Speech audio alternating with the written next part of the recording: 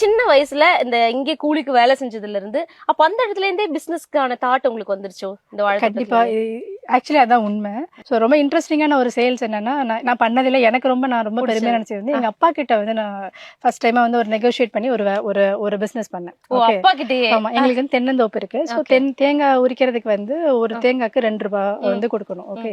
So அப்பா வந்து அப்போ பால் தேடுறாங்க, கிடைக்கல. ஸோ நான் போய் எங்க அப்பாட்ட போய் நெகோஷியேட் பண்றேன். எனக்கு தேங்காய் உரிக்க தெரியாது, அதுக்கு இன்னும் ஸ்பெஷலா ஒரு எக்யூப்மெண்ட் இருக்கும், அதுவும் என்கிட்ட கிடையாது.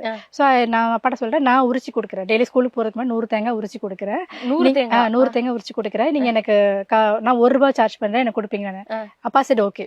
அவர் வந்து நீ அவருக்கு வந்து ஏதோ ட்ரை பண்ண கேட்கலாம், பண்ண முடியாது அந்த மாதிரி. அவரு ஜஸ்ட் லைக் அப்படியே என்ன சொல்றது, ட்ரை பண்ணட்டும் அப்படின்னு விட்டாரு. நான் வந்து அப்ப எங்கிட்ட அதுக்கான எக்யூப்மெண்ட்டும் கிடையாது. மம்பட்டி இருக்குல்ல, ஸோ இங்க வந்து எல்லாருக்கும் இப்ப எப்படி நம்மளுக்கு எல்லாம் போன் இருக்கு மாதிரி எங்க எல்லாருக்கும் எங்க சொந்த மம்பட்டி ஒண்ணு இருக்கும். எங்க லைக் அது ஏன் மம்பட்டி நான் மத்தவங்க கொடுக்க முடியாது, வந்து எங்களோட போய் பொக்கிஷம் மாதிரி. ஸோ என் மம்பட்டி வந்து நான் அதை ரிவர்ஸ்ல இப்படி போட்டேன் அப்படின்னா ஷார்ப்பா ஒரு இது கிடைக்கும்ல. அது நானா ஒரு டெக்னிக் கண்டுபிடிச்சேன். இந்த பக்கம் காலை வச்சு அதை மிதிச்சுட்டு இந்த பக்கம் வச்சு அதை உரிச்சு பண்ணேன். ஃபர்ஸ்ட் நாள் வந்து உரிச்சேன். ஃபர்ஸ்ட் நாள் உரிக்கும் போது ஒரு 100 தேங்காய் உரிக்கிறதுக்கு எனக்கு 2 மணி நேரம் ஆச்சு.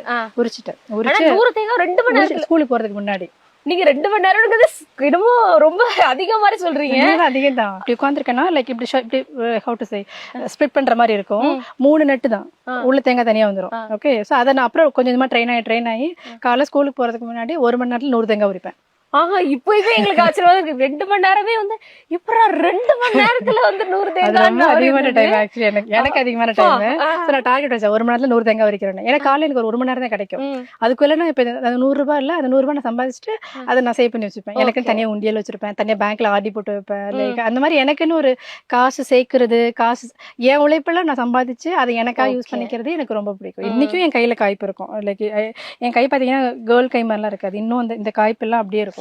தேங்காய் எல்லாம் உரிக்கும் போது மம்பட்டி எல்லாம் ரொம்ப ரஃபா இருக்கும். இங்கெல்லாம் கால்லாம் பாத்தீங்கன்னா அவ்வளவு காயமா இருக்கும். மம்பட்டி போடும்போது காலை எப்படியும் படும். நீங்க எல்லாரோட குழந்தை பருவம் எங்கன்னு எல்லாம் கேட்பாங்கல்ல, நீங்க அதான் கேட்டவொடனே நீங்க கொட்டு குழந்தை பருவமே இதுதான்.